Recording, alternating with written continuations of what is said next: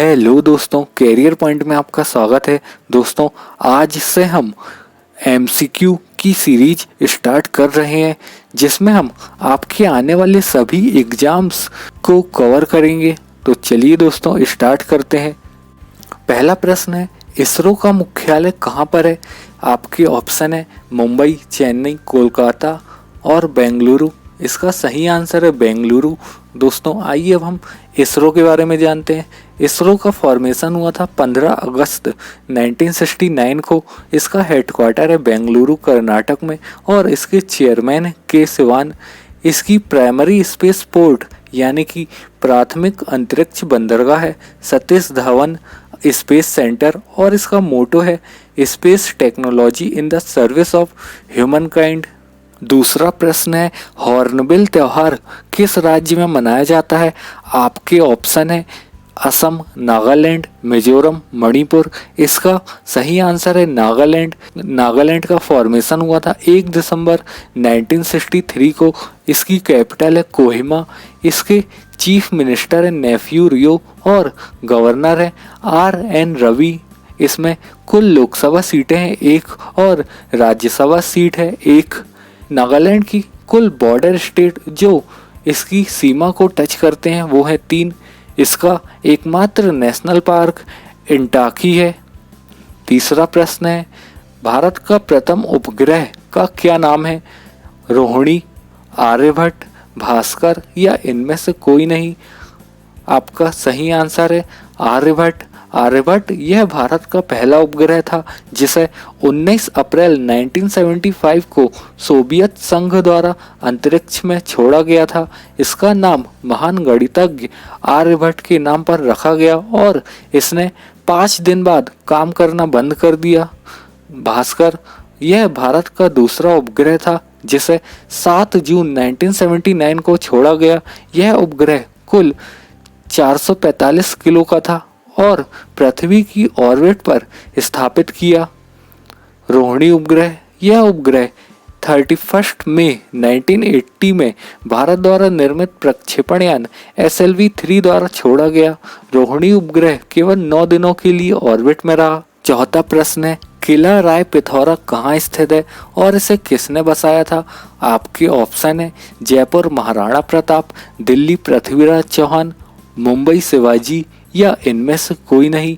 हमारा सही आंसर है यह दिल्ली में स्थित है और इसे पृथ्वीराज चौहान ने बनवाया था।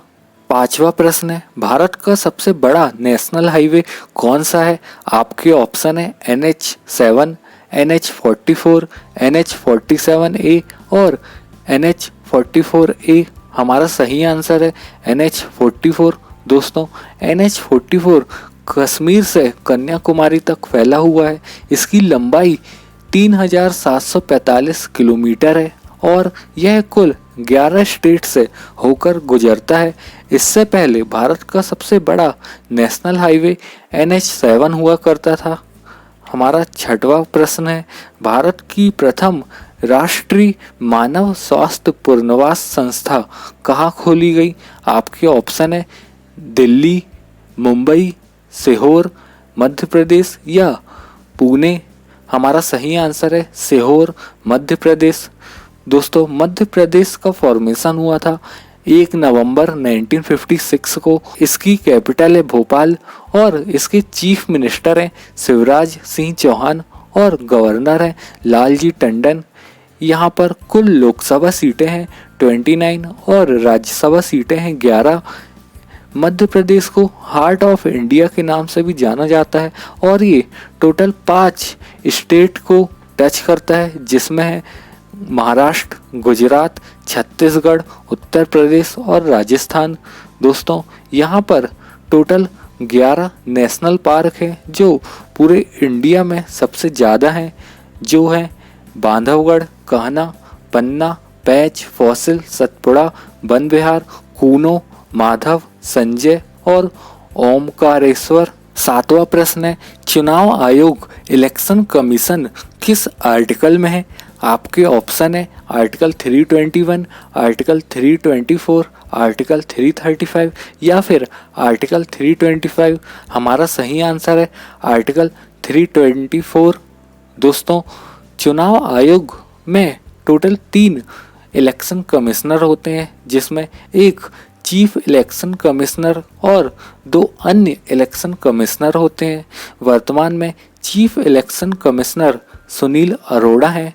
चीफ इलेक्शन कमिश्नर का कार्यकाल 6 वर्ष या 65 वर्ष की आयु तक होता है और इलेक्शन कमिश्नर का कार्यकाल 6 वर्ष या 62 वर्ष की आयु तक होता है। दोस्तों, इनकी नियुक्ति राष्ट्रपति द्वारा होती है और ये त्यागपत्र भी राष्ट्रपति को देते हैं। 8वां प्रश्न है, डॉक्टर भीमराव अंबेडकर ने किस आर्टिकल को संविधान की आत्मा कहा है?